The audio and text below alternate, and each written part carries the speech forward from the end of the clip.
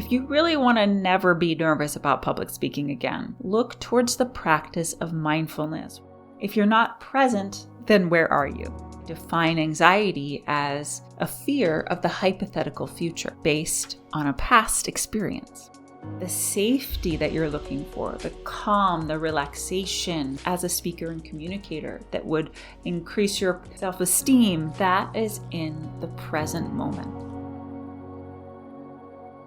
Welcome to the She Speaks to Inspire podcast. I'm your host, Julia Kraft, your authentic expression mentor and public speaking coach. She Speaks to Inspire is an empowering public speaking podcast for women with public speaking fear.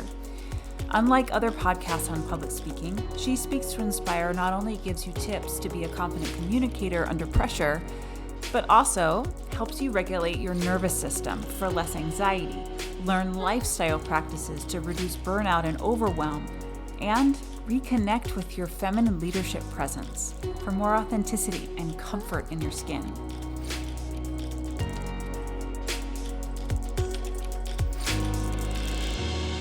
I believe it's the quiet ones, especially the quiet women, who have the most important ideas. I believe the world really does need your voice. So let's dive in.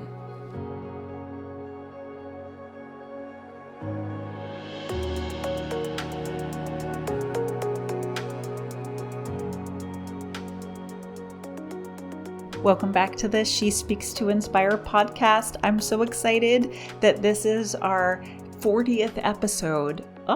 Time flies, and I hope you're getting a lot of value from this podcast.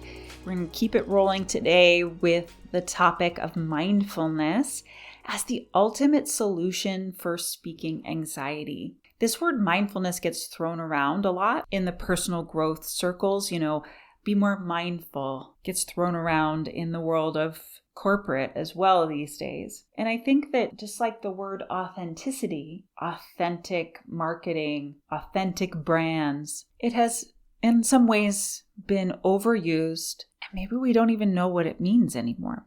It could even be cliche. But I want to talk about mindfulness in terms of speaking, and specifically speaking anxiety, because the biggest hurdle that I see professional women have when it comes to their speaking, biggest hurdle, and it's like the big first thing that needs to be overcome to get to their goals, is that they aren't present. They aren't present. If you're not present, then where are you? It's a good question. When you're up in front of an audience, when you're leading a meeting, where is your mind? A lot of times it's either in the past or in the future. Thinking about what's happened before that maybe didn't go so well, or what might happen, this hypothetical future. And if you've listened to all my episodes, you know that I define anxiety as a fear of the hypothetical future based on a past experience. So this is why I say the biggest hurdle that professional women have around speaking anxiety is that we aren't present. The reason this matters is that the safety that you're looking for, the calm, the relaxation, the confidence even that you're looking for as a speaker and communicator that would help your career and increase your self-esteem, that is in the present moment. It's not in the past, it's not in the future. The now is safe. I don't know if that makes sense. It's an esoteric thing to say. It's sort of Buddhist or Zen. And I've done my share of meditation. I was really into insight meditation or Vipassana meditation when I was in my 20s. I did the 10-day retreat and other retreats.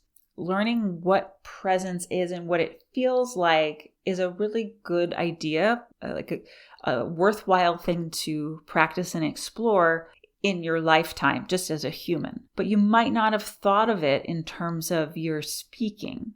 Maybe you just think you need to learn a bunch of skills and I need to get some best practices and it's just I need to practice more. Yeah, but you're probably going to practice not being present over and over and over again. If you really want to never be nervous about public speaking again, look towards the practice of mindfulness, which is the practice of being in the present moment. I don't even really love the term mindfulness. I think it should be more something like bodyfulness, which doesn't roll off the tongue in the same way. But there's a somatic or embodied experience that I'm trying to point you towards that would help you experience safety, calm, and relaxation under pressure. The practices, the tools, they're simply a tool to get you to the present moment, because the present moment is incredibly elusive and it will continue to elude you forever and ever. It's not like you're finally going to arrive like I am always in the present moment. No, that will never happen. I know some people talk about enlightenment or whatever, but let's just say that's never going to happen. It's going to constantly be a practice. Some ways to bring yourself into the present moment that would help you with your speaking before, during, and after a speaking moment. There was another episode I did where I went through the 5 senses at the end of the episode, and this is a really great way to come into the present moment. Notice 5 things in your environment that you can see, 4 things that you can hear, 3 things that you can smell, 2 things you can touch, 1 thing that you can taste. Your breathing is the most classic way to come back into the present moment. I notice I'm breathing in, I notice I'm breathing out. I feel the sensation of breathing in. I notice the sensation of breathing out. I'm present with the feeling of breathing in. I'm present with the feeling of breathing out. I'm going a little fast there, but you get the idea. Making sound also brings you right into the present moment, can really get you out of your head. That's why I teach a practice called the sigh of relief. Really good one. Feels good, clears the energy, brings you out of your head. Try a sigh of relief to bring you to the present moment quickly. And then combine these. Awareness of your senses, your breathing, making sound, etc., all at the same time to bring yourself into the present moment over and over and over again. You're never done with this project. Get curious, get interested in it. Let it be fun and pleasurable. Mindfulness is really an experience. It's not something that you can talk about because you have to experience it personally within your body in a present moment. So I encourage you to finish listening to this podcast in a few seconds and take 5 minutes, maybe put on a timer, to simply be present in your environment.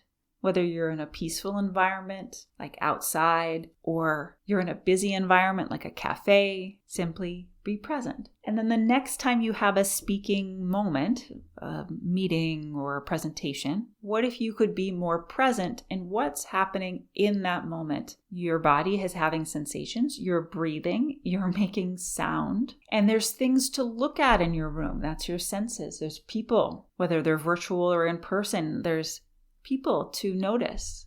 Really notice them.